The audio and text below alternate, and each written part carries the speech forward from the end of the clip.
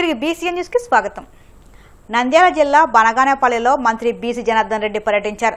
పట్టణంలోని వైఎస్ఆర్ బీసీ కాలనీలో ఇళ్ల స్థలాలను పరిశీలించారు. ఈ సందర్భంగా ఇళ్ల పట్టాల పంపిణీకి అనువుగా చేపట్టిన జంగిల్ క్లియరెన్స్ పనుల్లో భాగంగా స్థానిక అభివృద్ధి పనులకు అడ్డుగా ఉన్న ఈద్గాను అధికారులు తొలగించిన విషయంపై ఆయన వివరణ ఇచ్చారు. అధికారికంగా ఈ నిర్మాణానికి ఎలాంటి అనుమతులు లేకపోవడంతోనే తొలగించాల్సి వచ్చిందన్నారు. మరో అనువైన స్థలాన్ని ఎంపిక చేసి సకల సౌకర్యాలతో ఈద్గా నిర్మిస్తామని ముస్లిం మత పెద్దలకు మంత్రి హామీ ఇచ్చారు. ఈద్గా తొలగింపు అంశాన్ని స్థానిక వైసీపీ నేతలు మాజీ ఎమ్మెల్యే రాజకీయం చేసే ప్రయత్నం చేస్తున్నారని దుయ్యబట్టారు. అయితే ఎస్ఆర్బీసీ కాలనీలో దాదాపుగా 3000 ఇళ్లు ఇవ్వాలని, అదేవిధంగా కాలనీ పక్కన ఉండేటువంటి ప్రైవేట్ ల్యాండ్ కావచ్చు, ఎండోమెంట్లో ల్యాండ్స్ కావచ్చు, వాటన్నిటిని ఆక్యుపై చేసుకొని వాళ్ళందరికీ కూడా ఈ యొక్క పేదలకు ఇల్లు ఇవ్వాలనేటువంటి దృఢ సంకల్పంతో గౌరవ ముఖ్యమంత్రి గారు ప్రవేశపెట్టినటువంటి ఆ స్కీములో పేదల కోసం ఇల్లు, ఆ కార్యక్రమంలో భాగంగా ఇవంతా కూడా కంప్లీట్గా క్లీన్ చేయడం జరుగుతూ ఉంది.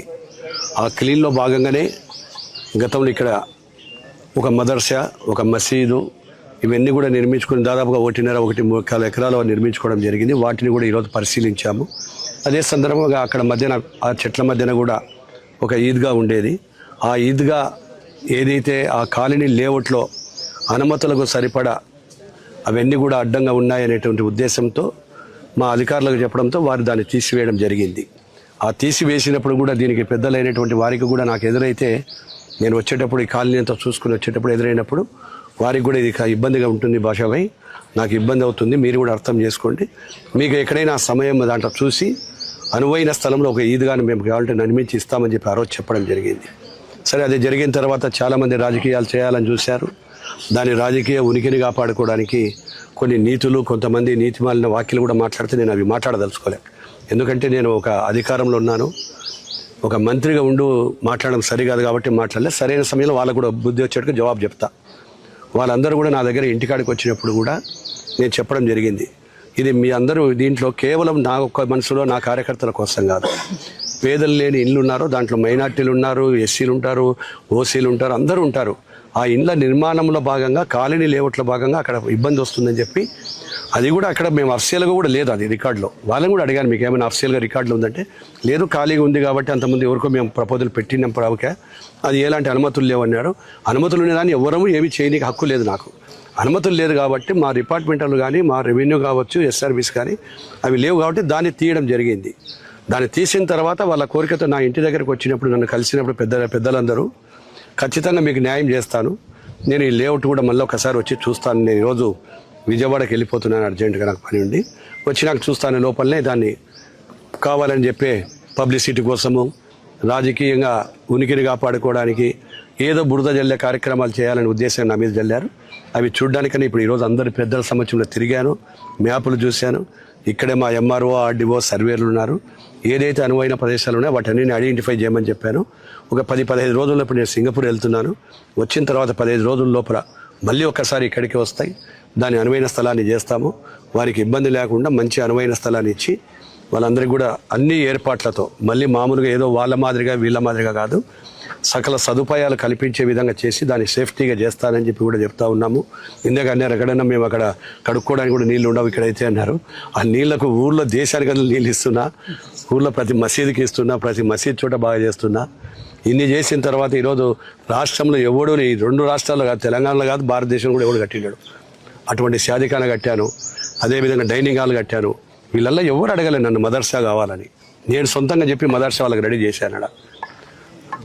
అక్కడ వంటిది పాత బస్ స్టాండ్లో బ్యూటిఫుల్ మదర్సా, అక్కడ దాదాపుగా 40-50 మంది కాదు 100 మంది కూర్చుంటే దానికి ఒక కాంపౌండ్ కట్టించాను. ఎందుకంటే ఆడపిల్లలు ఉంటారు, మగపిల్లలు ఉంటారు, నాకు తెలియదు, కానీ ఎవరున్నా కానీ కూడా వాళ్ళకు ఇబ్బంది ఉండొద్దని బ్రహ్మాండమైన బ్యూటిఫుల్గా దాన్ని కూడా తయారు చేసి మదర్సాని కూడా ఇచ్చాను.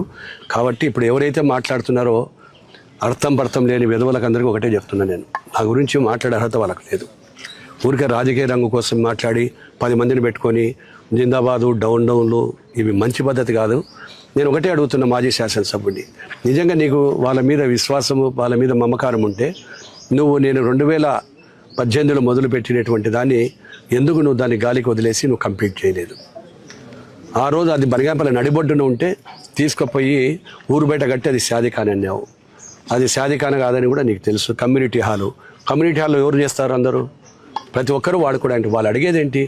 మా యొక్క మతానికి సంబంధించి మా మైనార్టీలకు శాదీఖానాలు ఇవ్వండి. ఇప్పుడు కాదు, దాన్ని ప్రవేశపెట్టిందే గౌరవ ఎన్టీ రామారావు గారు. ఆ కాలం నుంచి తయారైంది. తెలుగుదేశం ప్రభుత్వం వచ్చినా కానీ ఎన్నో వేలగా శాదీఖానాలు కట్టియడం జరిగింది.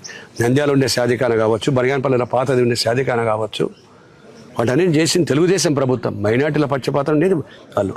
నేను ఆఖరికి అక్కడ ఒక దర్గా మసీద్ దగ్గర వాళ్ళకు ఖర్చులకు లేవు, మాకు ఒక 2 రూములు వేసి ఇవ్వమంటే ఆ రూములు వేస్తుంటే దాన్ని కూడా కాలువ పెరిగితే ఈరోజు ఎవరో ఒక ఆయన పెద్ద ఆయన ఎక్కడో స్పీచ్లో చెప్తా ఉన్నాడు, కాలువ వాళ్ళు తీసి కాలువ నేను గుడిచానంటాడు. నీ ప్రభుత్వం అది. ఆ రూములకు అడ్డపడకుండా, దానిలోకి నీళ్లు పట్టకుండా, సిమెంట్ బస్తాలు బాకుండా చేసిన దుర్మార్గులు మీరు. వీలైనంత వరకు త్వరలోనే రేపు పోయి వచ్చిన తర్వాత దాన్ని చూసుకొని కంప్లీట్ చేస్తానని చెప్పి మీ అందరి ద్వారా బనగానపల్లి మైనార్టీ సోదరులకు, ప్రజలకు, మీకు అందరికీ కూడా వేరే ఆలోచనలు పెట్టద్దు, చెప్పిన ప్రకారం న్యాయం చేస్తానని చెప్పి తెలియజేస్తా ఉన్నాను. Thank you. Juvvaladinne fishing harbour ప్రైవేటీకరణ పేరుతో 100 కోట్లు చేతులు మారాయని, 10 కోట్లు నెట్వర్త్ కూడా లేని సంస్థకు 100 కోట్ల విలువైన భూములు కేటాయించడం అనుమానాలకు తావిస్తుందని విశాఖ దక్షిణ నియోజకవర్గ వైసీపీ సమన్వయకర్త మాజీ ఎమ్మెల్యే వాసుపల్లి గణేష్ కుమార్ ఆరోపించారు. విశాఖలోని పార్టీ సిటీ కార్యాలయంలో ఆయన మీడియాతో మాట్లాడుతూ మత్స్యకారుల జీవితాలంటే చంద్రబాబుకి ఎప్పుడూ చిన్నచూపునని మండిపడ్డారు. ప్రతి ఎన్నికలకు మత్స్యకారులను ఎస్టీల్లో చేరుస్తామని, 50 ఏళ్లకే పింఛన్ ఇస్తామని హామీ ఇవ్వడమే తప్ప వాటి గురించి పట్టించుకున్న పాపాన పోలేదని ధ్వజమెత్తారు. మత్స్యకారుల సంక్షేమం కోసం జగన్ ఫిషింగ్ హార్బర్ నిర్మిస్తే చంద్రబాబు ప్రైవేటీకరణ చేయడం దుర్మార్గమని, తక్షణం ప్రైవేటీకరణ నిర్ణయాన్ని వెనక్కి తీసుకోవాలని డిమాండ్ చేశారు. పడిపోతున్నాయి కదా, కళ్ళు కనిపించవు, కిడ్నీ ఎఫెక్ట్, ఆ ఇంజిన్ డీజిల్ ఇంజిన్. ఈరోజు ఒక ఇంట్లోనేమో అది ఎవరో బైక్ ఆన్ చేసేసి బోరేసని చెప్పి పెడితే తెల్లవారు పిల్లలు 3 చచ్చిపోయారు తెలంగాణలో. అంటే ఆ డీజిల్ స్మోక్ మా మత్స్యకారులు పీల్చి ఆ లంగ్స్ పోతా ఉన్నాయి. అలాంటి వాళ్ళకి 50 సంవత్సరాలు అయిపోయి ఇంట్లో ఉంటే పెన్షన్ ఇవ్వాలా లేదా? ఆడికి ఇవ్వడంట. జగన్మోహన్ రెడ్డి గారు వస్తారు, తప్పకుండా ఈ 50 సంవత్సరాల పెన్షన్ ఇంట్లో ఉన్న వాళ్ళకి కూడా, ఏదైతే మత్స్య సంపద మీద బతికి ఇప్పుడు రిటైర్మెంట్ అయిపోయాడో వారికి కూడా ఇచ్చే ప్రక్రియ చేస్తామని చెప్పేసి మేమేమో జగన్మోహన్ రెడ్డి గారిని ఒప్పించనే చేస్తామని చెప్పి తెలియజేస్తా ఉన్నాం. చేస్తాం ముఖ్యమంత్రి. ఎందుకంటే ఇదే ఫిషింగ్ హార్బర్ లో హుడూడ్లో బోట్లు కళ్ళ ముందు మునిగిపోతే దానికి రెన్యూల్ చేయలేదు లైసెన్స్ అని చెప్పేసి, రెన్యూల్కి 5 రూపాయలు రెన్యూల్ చేయలేదని చెప్పేసి సుమారు 50 బోట్లు ఆపేసిన ఘనత చంద్రబాబు నాయుడు. అనేక సార్లు నేను ఫైల్ పట్టుకుని వెళ్తే తిప్పి పంపారు. జగన్మోహన్ రెడ్డి గారు వచ్చిన తర్వాత ఒక్కసారి తీసుకెళ్తే ఆ ఫైల్స్ అన్ని కూడా కదిపేసి ఒక్కొక్క బోర్డుకి 6-5 లక్షలు ఇచ్చిన ఘనత జగన్మోహన్ రెడ్డి గారిది. ఫిషింగ్ హార్బర్ లో ఫైర్ అవుతే బోర్డుకి ఎంత కాలిందో కూడా చూడకుండా ఉదయం కాలితే ఆ రోజు మెకనైజ్ బోర్డ్స్ ప్రెసిడెంట్ గా మా జానకి గారు ఉన్నారు. ఆ రోజు with in hours the evening it has been declared 150 కోట్లు ఎంతో, 7 కోట్లు 36 బోట్లకి ఎంతో. మరుసటి రోజు మనమేమో అందరికీ అందించాం. అంటే ఎంత అనేది కాదు, నష్టాన్ని ఇమీడియట్ గా ఆదుకునే మనసు. ఎందుకంటే humanitarian is more important for a leader. Jaganmohan Reddy గారికి మత్స్యకారుల కష్టం అంటే తెలుసు. ఈ రోజు అటువంటి మత్స్యకారులందరూ కూడా జగన్మోహన్ రెడ్డి గారితో ఉండాలని చెప్పేసి నేనైతే ప్రతి ఒక్కరిని కూడా కోరుకుంటా ఉన్నానన్నమాట. తప్పకుండా నెల్లూరు ఈ ప్రాజెక్ట్ ని నువ్వు ఇచ్చే. I'm telling that private defence academy guy, whoever it may be, beware of it. It is Jagannamohan Reddy. Jagannamohan Reddy garu is a man of poor people. He is not a man of corporate sector. Chandrababu Naidu eppudu kuda privatization edante to make corporate societies ki happiness cheyadam kosmane. Kani Jagannamohan Reddy garu పేద ప్రజల కోసం. అందుకే చెప్తా ఉన్నాను, go away from that place. Mahesh Babu చెప్తాడు కదా, దూకుడు సినిమాలోని ఇలా అంటాడు, గెట్ అవే అని చెప్పేసి ఆ ఇల్లు కొనడానికి వస్తే. అలాగ చెప్తా ఉన్నాను, దట్ ప్రైవేట్ డిఫెన్స్ అకాడమీ ఏదైతే కట్టడానికి వస్తున్నావో గో అవే. జగన్మోహన్ రెడ్డి చెప్తా ఉన్నారు, do it or unnecessary you will be losing your hard and money అని చెప్పి తెలియజేస్తా ఉన్నానమాట. జై జగన్, జై మత్స్యకార.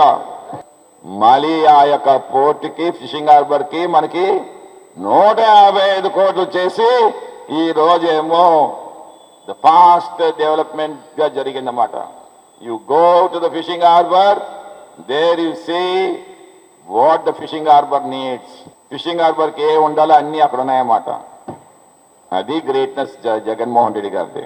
అలాంటి ఇప్పుడు అది క్రెడిట్ చోరీ చేద్దామని చూస్తామన్నారు. చేస్తారు, చేయచ్చు. But one day God knows it. మత్స్యకారులందరూ కూడా అర్థం చేసుకోవాలి. ఈరోజు అమిత్ షా కానీ లేదనుకుంటే ఈ సాగరమాల మినిస్టర్, యూనియన్ మినిస్టర్ ఎవరైతే ఉన్నారో ప్రతి 20 కిలోమీటర్లకి.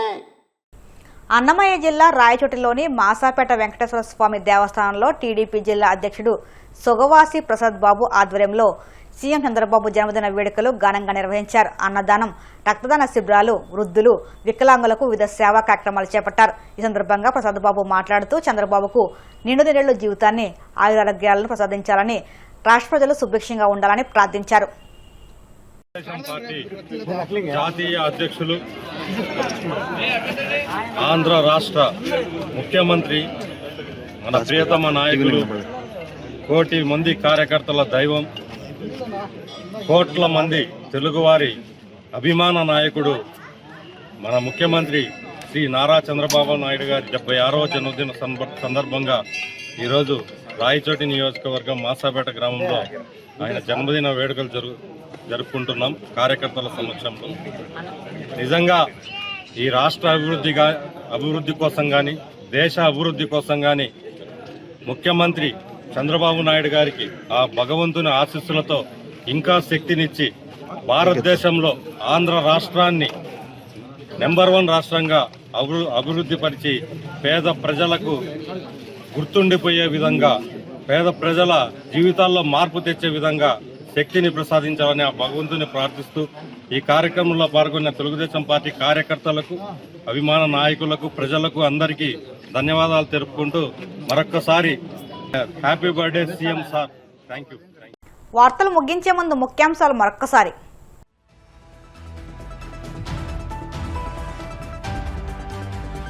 విజయవాడ పడమటలో అన్నా క్యాంటీన్ను ప్రారంభించిన సీఎం చంద్రబాబు దంపతులు.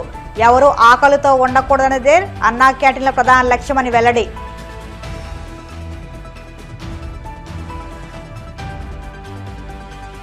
నర్సాపురంలో ఘనంగా సీఎం చంద్రబాబు పుట్టినరోజు వేడుకలు. పంజాబ్ సెంటర్ నుండి స్టీమర్ రోడ్లోని అన్నా క్యాంటీన్ వరకు భారీ ర్యాలీ. పాలకొల్లో మంత్రి నిమ్మల ఆధ్వర్యంలో ముఖ్యమంత్రి చంద్రబాబు జన్మదిన వేడుకలు. అన్నదానం, రక్తదాన శిబిరాలు, వృద్ధులు, వికలాంగులకు వివిధ సేవా కార్యక్రమాలు.